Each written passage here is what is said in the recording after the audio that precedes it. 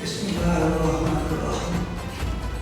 Assalamualaikum warahmatullahi wabarakatuh. Bismillah, alhamdulillah, wassalatu wassalamu ala rasulillah wa ala alihi wa ashabihi wa mawala. Amma ba'd. Bapak dan Ibu hadirin jamaah sholat tarawih yang saya hormati dan muliakan, seperti disebutkan, malam ini kita akan membahas tema tentang Muhammad SAW. Mohon maaf saya tidak fokus menjelaskan Nabi Muhammad sebagai suami, tapi saya akan menjelaskan Nabi Muhammad secara umum tapi singkat berdasarkan Al-Quran dan hadis Rasulullah SAW. Hadirin, sebelum lahir Nabi Muhammad sudah diberitahu namanya. 500 tahun lagi Nabi Muhammad lahir. Nabi Muhammad lahir tahun 570 Masehi. Ketika Nabi Isa masih hidup, Allah sudah memberitahu tentang nama Nabi akhir zaman. Ini disebut pada surah As-Saff ayat 6. Wa idza qala Isa ibnu Maryam ya bani Israil inni rasulullah ilaikum. Dan ingat ketika Isa putra Maryam berkata kepada Bani Israel, sesungguhnya aku adalah utusan Allah kepada kalian. Musaddiqan lima baina yadayya min at-Taurat, membenarkan kitab sebelumku, yaitu kitab Taurat yang diturunkan kepada Musa. Wa mubasysyiran, dan aku menyampaikan berita gembira, bi rasulin ya'ti min ba'di, dengan seorang rasul yang akan datang setelah aku. Ismuhu Ahmad, namanya Ahmad. Jadi Rasulullah masih lahir, masih kita 570 tahun lagi, tapi Allah sudah memberitahu Rasul terakhir itu bernama Ahmad. Jadi para ulama menyimpulkan ide gagasan untuk memberi nama ini putra Abdullah bin Abdul Muthalib ini dengan nama Muhammad itu bukan dari beliau sendiri, tapi berdasarkan inspirasi, ilham dari Allah. Apa arti Ahmad? Ahmad itu kata dasarnya ha, mim, da. Kalau dibaca Ahmad itu ada dua pengertiannya. Satu kata kerja, Ahmadu, aku senantiasa memuji Allah. Ahmad itu lengkapnya Ahmadullah. Nah, pribadi Nabi akhir zaman itu pribadi yang setiap detik, setiap waktu terhubung dengan Allah. Ahmadullah, aku senantiasa memuji Allah. Yang kedua, bukan sebagai kata kerja, sebagai fi'il atau kata kerja perbandingan. Isim Ahmadu, dia lebih terpuji dibandingkan siapapun. Jadi keunggulan pribadi beliau sudah disebutkan dalam Al-Quran.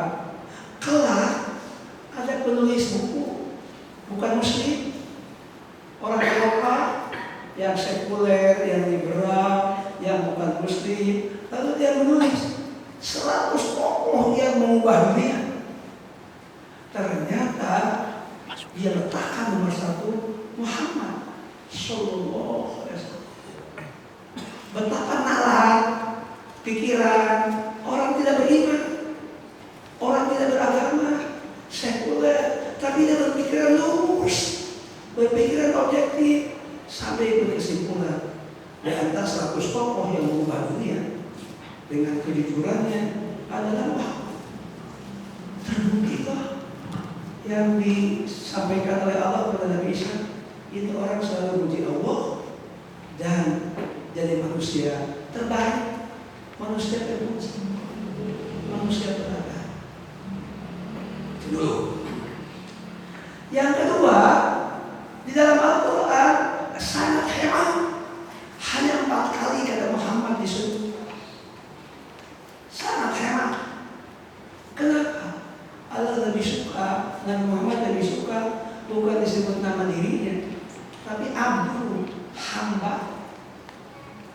Untuk menggambarkan apa? Satu, kesadaran sebagai hamba Allah sangat kuat. Kedua, menggambarkan kerendahan hati. Ketiga, menggambarkan pribadi yang low profil, profil yang slow, yang rendah. Itu kata Muhammad. Apa arti Muhammad? Mari kita rujuk dari ilmu sorof. Tetap ha, mim, dan. Tapi bacanya hamada. Hamada itu memuji. Lalu Muhammad, orang yang senantiasa memuji. Lalu terbentuk kata Muhammad, manusia yang dipuji oleh siapa? Inna Allaha wa malaikatahu yusholluna 'alan nabi ya ayyuhalladzina amanu shollu 'alaihi wasallimu taslima. Itu Al-Quran. Surat Al-Ahzab ayat 26.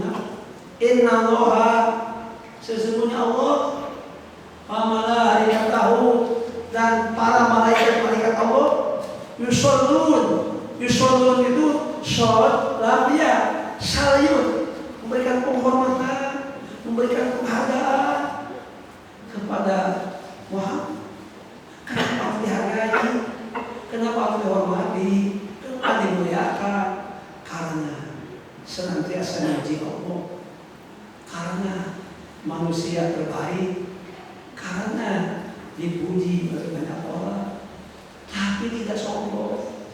Dia sampaikan, ya ayyuhalladzina amanu, wahai orang yang beriman, kita lawan shollu, kamu berikan penghargaan, kamu berikan penghormatan, kamu menyampaikan sholawat. Sholawat artinya apresiasi, sholawat artinya penghargaan, sholawat artinya penghormatan kepada Nabi.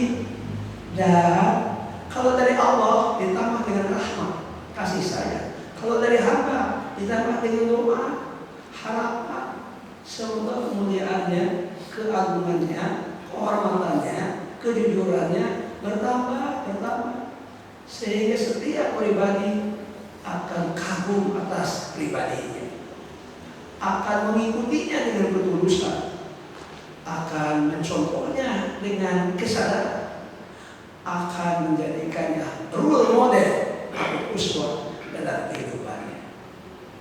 Begitu menurut Allah.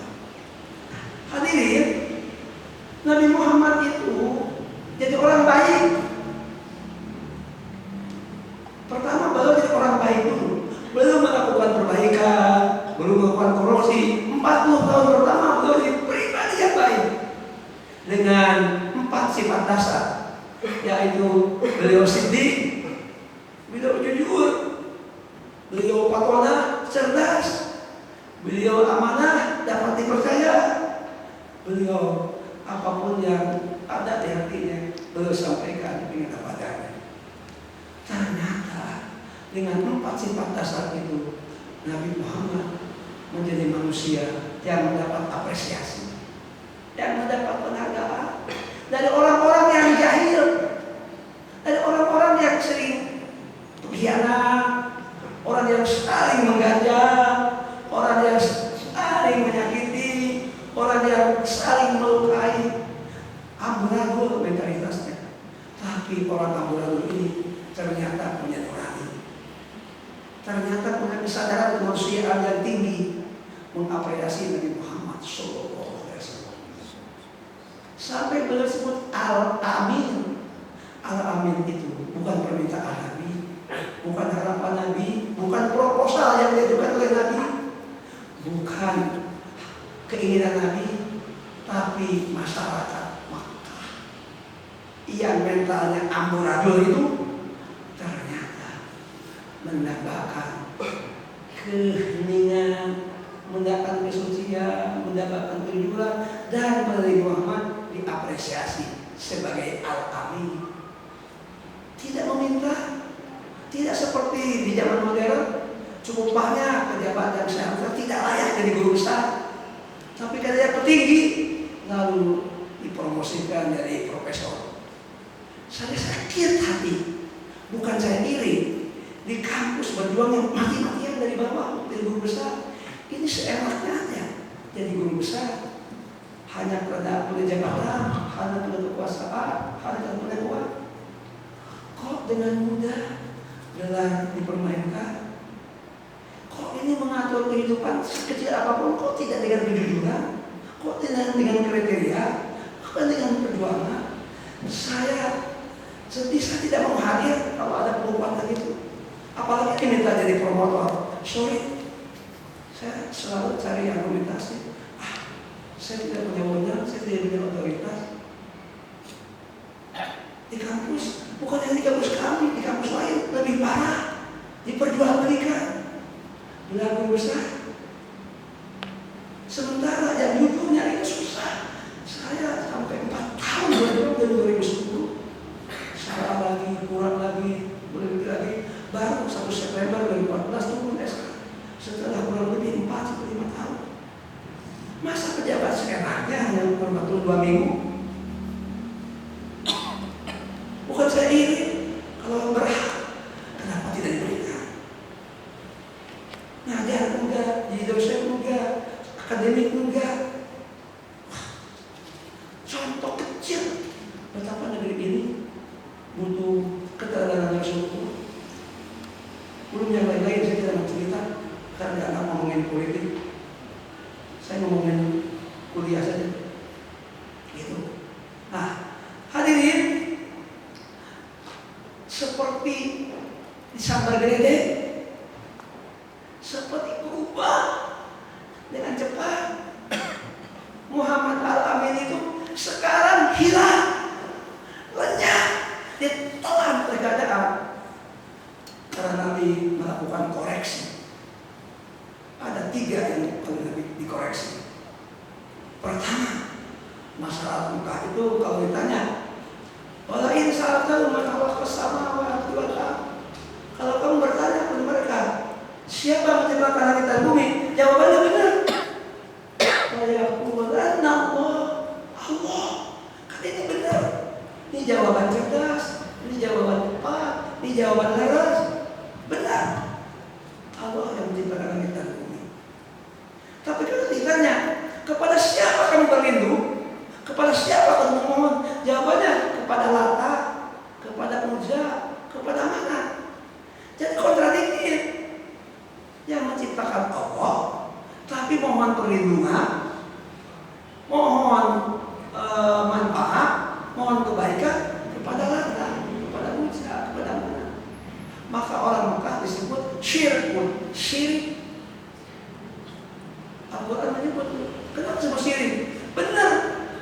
Ketika menyebut siapa menciptakan langit dan bumi, salah. Ketika mohon perlindungan, ketika mohon kebaikan, bukan kepada Allah. Disebut kafir, mengingkari tentang keesaan Allah. Nabi mengajarkan la ilaha illallah, tidak ada Tuhan selain Allah. Sekarang Nabi berbuat. Yang kedua Nabi mengatakan la na'budu illa Iya, tidak beribadah kecuali kepada Allah.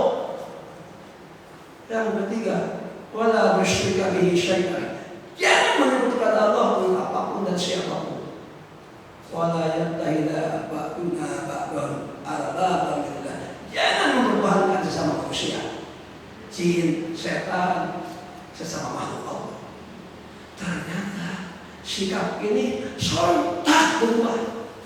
Sekarang Muhammad bukan lagi Al-Amin, Muhammad penjahat, Muhammad pengubah, Muhammad ingin menjauhkan kita dari Tuhan kita. Lalu dirumuskan 3 hal, nggak tanggung-tanggung dirumuskannya di sebuah tempat terhormat, tempat cendekiawan di Mekah, yaitu di Darul Nadwah. Darul Nadwah itu seperti DPR-nya di Indonesia, perwakilan dari berbagai suku, kabilah itu berkumpul di situ, orang-orang terbaik kumpul di Darul Nadwah. Mereka merumuskan 3 hal. Muhammad harus mati. Loh, dulu Al-Amin, sekarang Muhammad harus mati. Lalu mereka berusaha merencanakan pembunuhan terencana. Siapa perubahan? Kedua, ajarannya berhenti. Tidak boleh menyebar kemana-mana, harus dibendung, harus ditahan, harus dikendalikan, harus diintubasi. Yang ketiga, pengikutnya dibujuk supaya kembali kepada jalan lama. Coba, kenapa begini? Kok perubahan? Jadi kalau Nabi hanya jadi orang baik, aman, kejahatan, keamburadul tidak terganggu. Mereka bisnis tidak terganggu karena bisnisnya jual patung itu bisnis yang mahal. Ada patung dari perunggu, ada patung dari tembaga, ada patung dari emas, dari perak, dari berlian, masing-masing mahal dibutuhkan. Ada yang disimpan di rumah, ada yang disimpan di balai pertemuan kabilah, ada yang disimpan di Ka'bah sebagai perwakilan tingkat nasional. Oleh Nabi dihentikan, mereka melawan.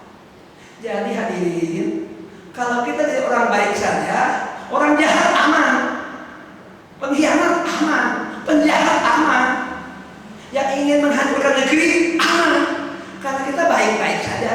Nggak ngomongin politik, tidak ngeritik mereka, tidak menyalahkan mereka, aman. Seperti Nabi aman, digelari Al-Amin. Tapi ketika mengusik, ada tanggung jawab.